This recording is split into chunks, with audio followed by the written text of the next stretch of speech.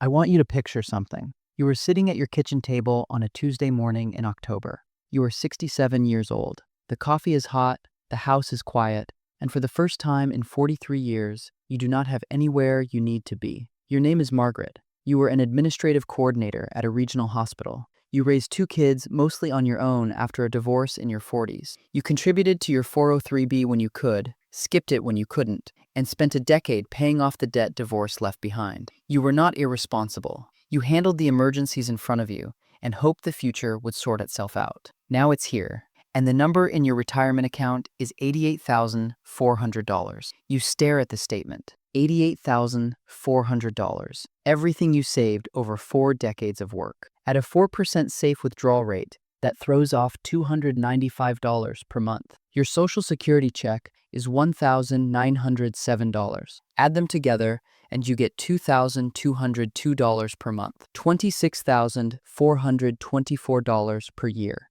That is what retirement looks like. This is not a hypothetical. This is the median reality for tens of millions of Americans right now. When financial media reports on retirement savings, they almost always cite the average, and the average is deeply misleading. According to the Federal Reserve's Survey of Consumer Finances, the average retirement savings for Americans approaching retirement is around $334,000 to $426,000. That sounds almost functional, but averages are distorted by the top of the distribution. When a handful of people have $3 million or $10 million saved, they drag the mean upward dramatically. The median tells a different story. The median retirement savings for Americans between 55 and 64 is approximately $134,000. For those already in their late 60s and 70s, it falls further because many are already drawing down. For the bottom half of the income distribution, the number is frequently below $50,000 and often zero. The Federal Reserve estimates roughly 25% of Americans near retirement age have no retirement savings at all. 4% of $88,400 is $3,536 per year, $295 per month. Add the average Social Security benefit of $1,907, and you get $2,202 monthly. That is $26,424 annually to cover rent, utilities, groceries, transportation, and healthcare. The federal poverty line for a single adult is approximately $15,060 per year, so the median retiree clears poverty by a margin that holds until the first major medical bill arrives. How each generation gets here. This problem doesn't arrive at 65 fully formed. It accumulates across decades. Generation Z,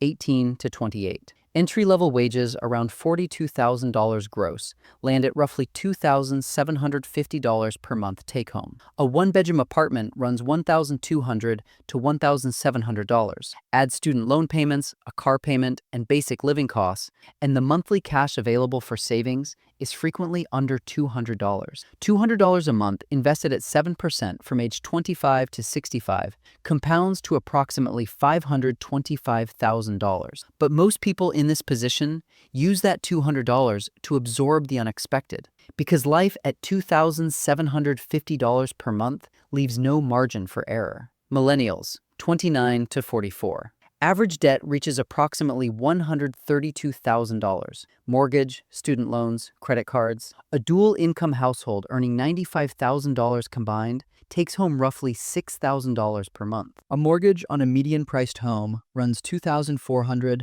to $2,700. Add childcare at $900, student loan payments, and living costs, and the monthly cushion for retirement savings shrinks below $800. Financial planners recommend 15% of income, roughly $1,187 per month for this household. They're saving $700 to $800. That shortfall, compounded over 25 years, produces a retirement gap measured in hundreds of thousands of dollars. Generation X, 45 to 60, carries the highest average debt of any generation, approximately $158,000. Many are simultaneously supporting adult children who can't afford to leave, contributing to aging parents' care, and trying to rescue retirement savings neglected in their 30s and 40s. Consider someone who is 52 with $67,000 saved. Not unusual for this generation to reach $1.26 million by 65, requires contributing approximately $4,800 per month from here forward. Most American households cannot do that. Boomers, 61 to 79. Average debt of approximately $92,000, carrying mortgage balances and increasingly burdened by medical expenses Medicare doesn't fully cover. For those who retired with median savings, the math is Margaret's math, $2,202 per month total, living at the absolute edge of what the numbers allow. Why the savings rate collapsed. In the 1970s and early 1980s, the American personal savings rate averaged 8 to 12% of disposable income. Then credit became easy. Consumer culture normalized spending everything you earned plus more. And the shift from defined benefit pensions to 401ks transferred the risk of retirement from employers to employees, without transferring the financial literacy needed to manage it. By 2023, the personal savings rate had fallen to approximately 3.5%. The dollar consequences are significant. Someone earning $60,000, saving at 3.5%, sets aside $175 per month. At 7% annual returns over 30 years, that grows to roughly $204,000. The same person saving at the historical norm of 9%, $450 per month, accumulates approximately $567,000. The difference is $363,000, produced entirely by one behavioral variable. Non-discretionary costs have consumed the difference. The average annual health insurance premium for a family now exceeds $23,968. Average in-state tuition and fees sit around $11,260 per year. These three categories have risen faster than wages for 25 years. The perception problem. If you have $1,000 in savings right now, you are ahead of approximately 40% of American adults. If you have $50,000 in retirement accounts at 40, you are not behind. Statistically, social media presents the lifestyles of the top 5 to 10% of earners as if they are the norm. Financial headlines report average wealth as if it describes most people, when in fact it describes a mean that almost no one's actual situation reflects. Both distortions push people to measure themselves against a baseline that does not exist for the vast majority of Americans, creating shame and paralysis rather than action. Margaret retired with $88,400, but there is one change that would have produced a dramatically different outcome. $200 more per month in retirement contributions, starting at age 30. $200 per month from age 30 to 65 at 7% average annual return adds approximately $350,000 to her final balance, compounding the total from $88,400 to over $430,000. At a 4% withdrawal rate, $430,000 generates $1,433 per month from savings. Added to her $1,907 Social Security benefit, total monthly income becomes $3,340. That is more than $1,100 more per month than she actually has. And $1,100 per month changes the texture of a retirement entirely. One behavioral difference, sustained, produced a fundamentally different life. What you can actually do. In your 20s and early 30s,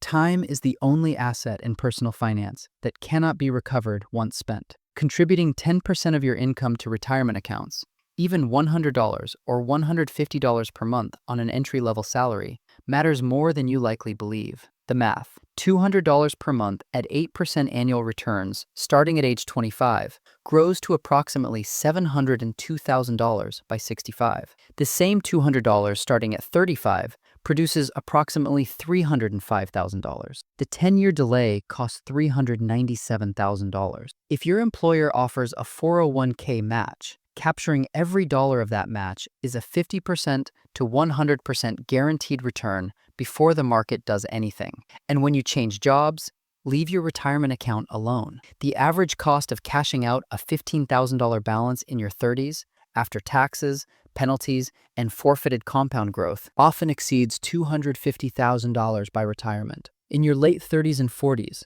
target a savings rate between 15% and 20% of gross income. Any debt carrying an interest rate above 7% should be eliminated before directing additional dollars to taxable investments. Delaying retirement by 2 or 3 years produces a larger impact than most people expect. Every additional year means one fewer year drawing down your portfolio, one more year of contributions, and continued Social Security delay credits. Delaying Social Security from 62 to 65 alone can represent an additional $150,000 to $250,000 in cumulative lifetime income, depending on your benefit amount and longevity. In your 50s, the IRS allows catch-up contributions of an additional $7,500 per year to 401k accounts after age 50. Used fully from 50 to 65 at 7% returns, that adds approximately $188,000 to your final balance. Delaying Social Security from your full retirement age of 67 to age 70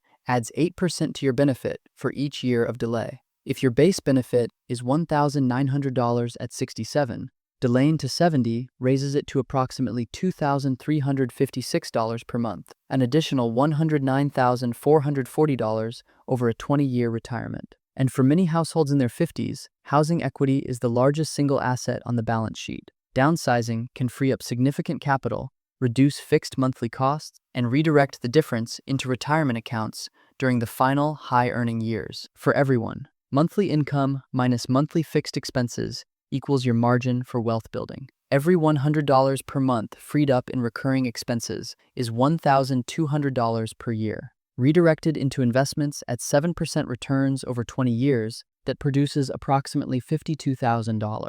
These numbers are not dramatic, but they are the actual mechanics of how